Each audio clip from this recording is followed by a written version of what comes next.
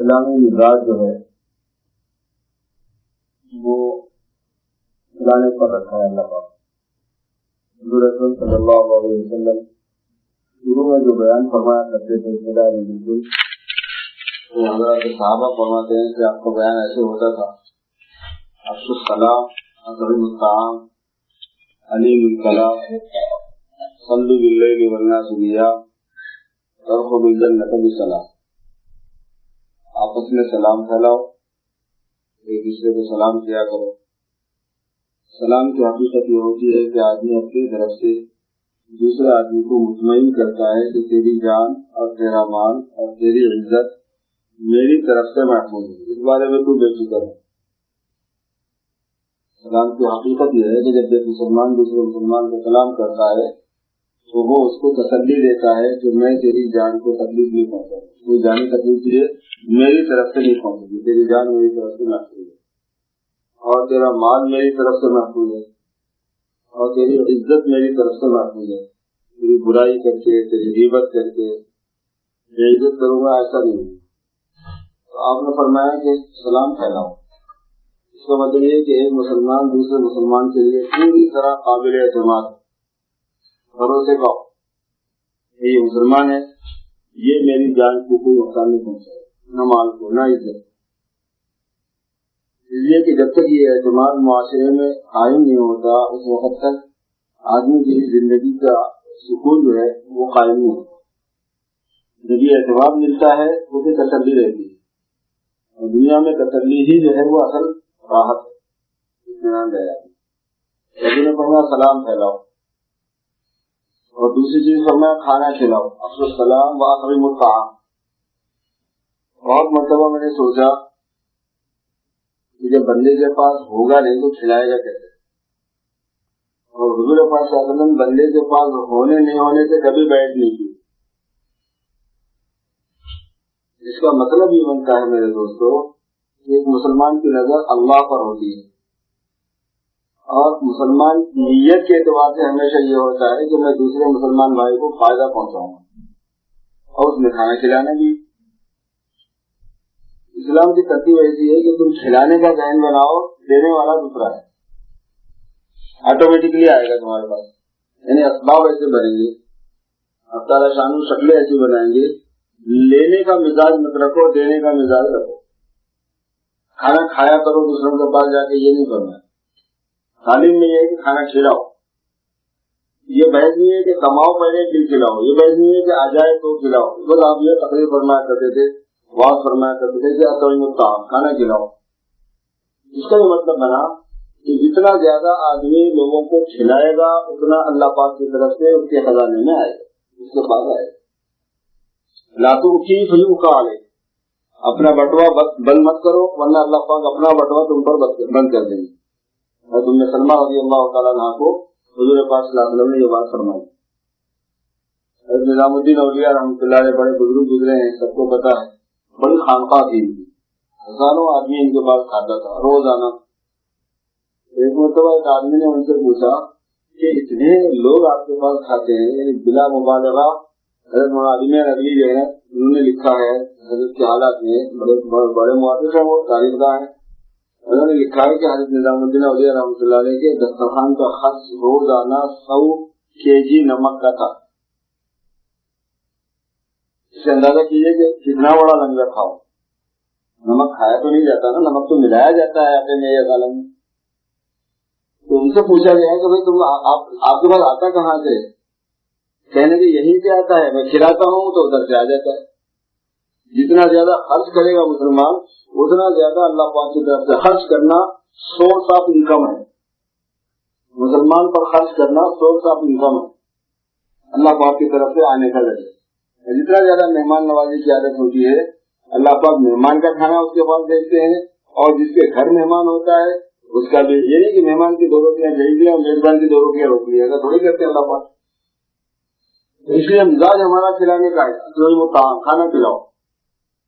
اور فرمایا علیم الکلام، لوگوں سے بات نرم کیا کرو، صاف نہیں سنی چاہیے، خوش اخلاقی ہو، طلاقت وجہ ہو. ان من المعروف طلاقت الوجہ، لوگوں سے پیشانی کی بشاشت کے ساتھ میں ملاقات کرنا بھی بھلائی میں سے ہے. یہ نہیں کہ سوکھا منہ بنا کے روکھے منہ کے ساتھ روکھی طبیعت کے ساتھ آدمی بات کرے. اور فرمایا کہ صلو باللیل والناس نیام، راتوں میں نماز پڑھنا جب لوگ سو رہے ہوں. یعنی اللہ پاک سے تعلق کی نوعیت ایسی رہنا کہ اجتماعی عبادت تو ہے ہی، لیکن آپ کی اپنی ذاتی دوستی ہونی چاہیے. اللہ پاک ایکسٹرا عمل کرنے والے کو دوست بناتے ہیں. ان کا خاص دوست بننا جو ہے صرف فرائض کی ادائیگی پر نہیں ہوتا. لا یزال عبدی یتقرب الی بالنوافل، میرا بندہ میرے سے قریب ہوتا رہتا ہے حتی عبدتہ، یہاں تک کہ میں اس کو اپنا محبوب بنا لیتا ہوں. وما صلو باللیل والناس نیام، نماز پڑھا کرو اس حال میں رات میں جب لوگ سو رہے ہوں. تدخلوا الجنۃ بسلام، سلامتی کے ساتھ جنت میں داخل ہو جاؤ گے. عبداللہ بن سلام بہت بڑے یہودی عالم تھے، وہ کہتے ہیں کہ میں سوچا جب میں نے سنا کہ محمد ابن عبداللہ جو ہیں صلی اللہ علیہ وسلم انہوں نے دعوی رسالت کیا ہے، تو یہ جاننے کے لیے کہ یہ بندہ ہے کون اور کیا کہتا ہے میں پہنچا تو یہ بیان کر رہے تھے حضور. عبداللہ بن سلام کا بیان ہے. خدا کی شان دیکھی. حضور نے فرمایا تدخلوا الجنۃ بسلام، تو عبداللہ بن سلام مسلمان ہو گئے. کہتے جب میں نے حضور پاک صلی اللہ علیہ وسلم کو چہرے انور کو دیکھا تو حضور کی صورت کو دیکھتے ہی میری زبان سے نکلا ان وجہہ لیس بوجہ کذاب، یہ چہرہ جھوٹا نہیں ہو سکتا. اگر یہ دعویٰ کر رہے ہیں کہ وحی آتی ہے ان کے پاس اور یہ اللہ کے رسول ہیں تو بالکل ہے. پھر میں نے ان کا بیان سنا کہ وہ بولتے کیا ہے، آپ یہ فرما رہے تھے ایھا الناس افشوا السلام اطعموا الطعام علموا الکلام اور صلوا باللیل والناس نیام تدخلوا الجنۃ بسلام. اللہ تبارک و تعالی نے یہ ایک مزاج دیا ہے اور اس مزاج کے پھر مواقع بنائے.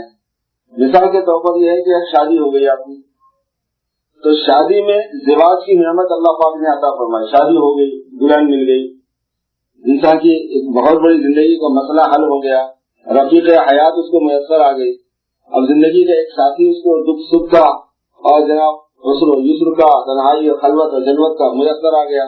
تو اس نعمت کے حاصل ہونے پر تم کو چاہیے کہ تم اپنے بھائیوں کو خوش کرو، انہیں کھلاؤ. ولیمے کی حقیقت تو یہی ہے نا. ولیمے کی حقیقت یہ ہے کہ نعمت زواج کے حاصل ہونے پر اپنے بھائیوں کو خوش کرو اور ان کو کھلاؤ. کیونکہ ہمارا سفر ایک خاص موضوع سے ہوا ہے تو اس واسطے میں اپنی بات کو اس موضوع کی طرف تھوڑا سا پھیرتا ہوں. ویسے بحثیت مولوی ہونے کی ہر موضوع پہ بات کرنے کی مجھے عادت ہوتی ہی ہے، لیکن ایک آدمی کا سفر ہے، اس سفر کے مناسبت سے بھی اس کو کچھ بولنی ہوتی ہے. میں نے دوستوں ایک بات میں عرض کرتے ہوئے اپنی بات کو ختم کرتا ہوں. مجھے لمبی بات تو کرنی ہے، اسے ملا کے 15 منٹ بات کرنی تھی. اللہ پاک کی جو نعمت بندے کو پتہ چلے کہ یہ نعمت ہے، اس کا اثر اس کے دوسرے بھائیوں پر پڑنا چاہیے. اس سے یہ سبق تو مل گیا نا. اس سے دلالت جو ہے مضمون کی ایک دلالت ہوتی ہے کہ یہ بات کا مطلب کہاں کہاں جاتا ہے. شادی کی نعمت ملنے پر آپ کو ولیمے کا حکم دیا گیا تو معلوم یہ ہوا کہ اگر جس درجے کی آپ کو نعمت ملے گی اس درجے میں آپ کو بندوں کو شریک کرنا ہوگا. مجھے یہ عرض کرنا ہے میرے دوستوں کہ نعمت اسلام کیسی چیز ہے، نعمت ایمان کیسی چیز ہے. اس نعمت میں دوسرے بندوں کا کچھ حق متعلق ہوگا یا نہیں ہوگا، یہ ہے بات. حق تعالیٰ شانہ نے ہم پر یہ ذمہ داری دی ہے کہ جو نعمت یہ تمہارے پاس ہے اس کے ساتھ اگر پوری دنیا کی نعمتیں نہ ہوں تو بھی تم کامیاب ہو، اور اگر اس کے بغیر ساری دنیا کی نعمتیں ہوں تو بھی تم ناکام ہو. جیسے کہ پچھلے قوموں کے واقعات کو یہی سمجھانے کے لیے بیان کیا گیا. فرعون کی مثال دی گئی، قوم عاد کی دی گئی، قوم سمود کی دی گئی، قوم لوط کی دی گئی، قوم شعیب کی دی گئی، اصحاب ایکا کی دی گئی، قوم نوح کی دی گئی. یہ مثالیں اس حقیقت کو سمجھانے کے لیے ہیں کہ ان کے پاس ایمان کی نعمت نہیں تھی، سب نعمتیں تھی، ناکام ہوئے. اور ان کے بالمقابل اس وقت کے جو پیغمبر اور ان کے ماننے والے تھے ان کے پاس ایمان کی نعمت تھی اور وسائل دنیا سے وہ نہیں، ان کے پاس نہیں تھے، لیکن اللہ پاک نے انہیں کامیاب فرمایا. تو یہ جو نعمت ہے ہمارے پاس، یہ ایسی نعمت ہے کہ ساری انسانیت کی نجات اس پر ڈپینڈ ہے. ومن یبتغی غیر الاسلام دینا فلن یقبل منہ، اسلام کے علاوہ جو کوئی دین کو لے کر آئے گا اس کا قبول نہیں کیا جائے گا. وہ فی الآخرۃ من الخاسرین، اور وہ آخرت میں نقصان اٹھانے والوں میں سے ہوگا. یہ ایک نعمت ہے، اسلام کی نعمت، ایمان کی نعمت، کہ یہ سارے انسانوں کی نجات اسی میں ہے. اس کے بغیر وہ جہنم سے نہیں بچیں گے. اگر آپ کو اللہ نے جہنم سے بچنے کا سامان دیا ہے تو دوسروں کو کیسے محروم رکھا جائے گا اس سے. اس لیے یہ ذمہ داری اسلام نے دی ہے کہ تم دوسروں کو اس میں شریک کرو، دوسروں تک اس پیغام کو پہنچاؤ، اس امانت کو منتقل کرو. اپنوں میں جو غافل ہیں ان کو متوجہ کرو، اور جو پرائے ہیں ان تک بھی اس پیغام کو پہنچانا ہے۔ اس ملک کے اندر مسلمان آیا ہے، اس کی ذمہ داری میں یہ بات ہے۔ سورہ کہف آپ پڑھیں گے تو پتہ چلے گا، اس میں یہ فرمایا گیا کہ ہم نے اس قرآن کو اتارا ہی اس لیے کہ لینذر الذین قالوا اتخذ اللہ ولدا، جنہوں نے اللہ کو اولاد بنایا ہے ان کو ڈرایا جائے۔ ایک بہت بڑے بزرگ ہیں، انہوں نے فرمایا کہ اللہ پاک کا تکوینی نظام یہ ہوتا ہے کہ آپ چاہیں نہ چاہیں مسلمان کو پوری دنیا میں ڈسٹریبیوٹ کیا جائے گا۔ ہم بظاہر اپنی مرضی سے آئے اور ڈالر کے لیے آئے، لیکن ہمارے پیچھے اللہ تبارک و تعالیٰ کا جو سسٹم ہے، جو نظام ہے، جو پلان ہے، وہ یہ ہے کہ مسلمان ہر جگہ پہنچ جائے تاکہ اسلام ہر جگہ کے لیے اویلیبل ہو جائے۔ یہ ہماری ذمہ داری ہے، ہمیں اس برادران ملک کو دین پہنچانا ہے، اور ہمارے جو پہنچانے والے بھائی ہیں کیونکہ وہی سو رہے ہیں تو ان کو اٹھانا ہے۔ اس لیے مسلمانوں میں محنت کر کے ان کو دین کی ذمہ داری پہ لانا ہے، اور پھر اس کے بعد سارے مسلمانوں کو یہ بات سمجھانا ہے کہ دوسرے لوگوں کو بھی اسلام پر لانا ہے۔ ایک 2-4 منٹ میں میں اس حقیقت کو واضح کرنے کی کوشش کروں گا کہ وہ جو اسلام کی نعمت ہے وہ کیا ہے، جو اتنی بڑی نعمت ہے، اس کے بارے میں یہ جو لفظ اسلام ہے یہ ابراہیم علیہ السلام کے لیے زیادہ استعمال ہوا ہے، اور ابراہیم علیہ السلام نے ہی حضور کی امت کا نام مسلم رکھا ہے۔ ہوا سماکم المسلمین، انہوں نے تمہارا نام مسلمان رکھا ہے، کیونکہ میں نے ابراہیم سے کہا تھا کہ تم اسلام لے آؤ، اذ قال له ربه اسلم قال اسلمت لرب العالمین۔ جب اللہ نے ان سے فرمایا کہ ابراہیم اسلام لے آؤ تو پہلے سے مسلمان تھے وہ، لیکن یہاں ایک خاص معنی میں ہے، انہوں نے کہا کہ میں اسلام لے آیا۔ حقیقت اسلام میرے دوستو یہ ہوتی ہے کہ آدمی اللہ کے لیے سرنڈر ہو جائے اور اپنی مرضی کو ختم کرے، مرضی رکھنے کے باوجود بے مرضی ہو جانا، جان رکھنے کے باوجود اللہ کے لیے جان کو حوالے کر دینا، مال رکھنے کے باوجود مال کو اللہ کے حوالے کر دینا، یہ اسلام کی حقیقت ہے جو ابراہیم علیہ السلام سے ہمیں ملی ہے، اور ہمیں اسی وجہ سے ملت ابراہیم کہا جاتا ہے۔ واتبعوا ملت ابراہیم حنیفا ملت ابیکم ابراہیم ہوا سماکم المسلمین، تم اپنے باپ ابراہیم کی ملت ہو۔ ملت سے مراد کیا ہے؟ ملت یہ لقب ہے اور یہ صفاتی نام ہے، مطلب یہ ہے کہ جو کوالٹی ابراہیم کی ہے وہ تمہارے اندر ہے، ابراہیم کی کوالٹی صفت تمہارے اندر ودیعت کی گئی ہے، اور وہ ہے اللہ کے لیے سرنڈر ہونا، یعنی اپنی مرضی کو ختم کر دینا، اپنی جان سے بھی، اپنے مال سے بھی، اپنے جذبات سے بھی، اپنے خواہشات سے بھی۔ اور یہی مفہوم ہے جو ابراہیم علیہ السلام نے فرمایا تھا، انی وجہت وجہی للذی فطر السماوات والارض حنیفا وما انا من المشرکین، میں نے اپنا رخ اللہ رب العزت کی طرف کر لیا ہے۔ رخ سے مراد یہ فزیکل فیس نہیں ہے، دل کا رخ ہے، دل کی چاہتوں کا، دل کی محبتوں کا، دل کی عقیدتوں کا، دل کی فدائیت کا۔ انی وجہت وجہی للذی فطر السماوات والارض حنیفا، ہمارا مسلمان ہونے کی حیثیت سے یہ جذبہ ہونا ضروری ہے کہ جو ابراہیمی صفات ہے وہ ہمارے اندر آئے۔ دراصل یہ سرکار دو عالم صلی اللہ علیہ وسلم کی صفات کی تجلیات ہے، ابراہیمی مزاج بھی ابراہیم علیہ السلام سرکار ہی کی صفت ہے یہ بھی، تو وہ صفت کا ایک مسلمان کے اندر آنا کہ جس کے ذریعے سے وہ دوسروں تک اللہ تبارک و تعالیٰ کی اطاعت اور فرمانبرداری کو بھی مجبور کر دے، خود سے سرنڈر ہونا اور دوسروں کو سرنڈر کروانا، ان کو بندگی کی طرف متوجہ کرنا۔ علامہ اقبال رحمۃ اللہ علیہ نے ایک بات یہ فرمائی کہ براہیمی نظر پیدا بڑی مشکل سے ہوتی ہے، براہیمی نظر پیدا بڑی مشکل سے ہوتی ہے، ہوس چھپ چھپ کے سینے میں بنا لیتی ہے تصویریں۔ بہت خواہشات، بہت جذبات، بہت تمنائیں، بہت آرزویں، بہت چاہتے آدمی لگا دیتا ہے غیر اللہ کی طرف۔ اس لیے میرے بھائیوں، جس طرح اللہ پاک نے اس ولیمے کی دعوت سے ہمیں مشرف کیا، ہم داعی کو، دعوت دینے والے کو دعا دیتے ہیں اور ان کو مبارکباد دیتے ہیں، خوشی کا اظہار کرتے ہیں اس بات پر۔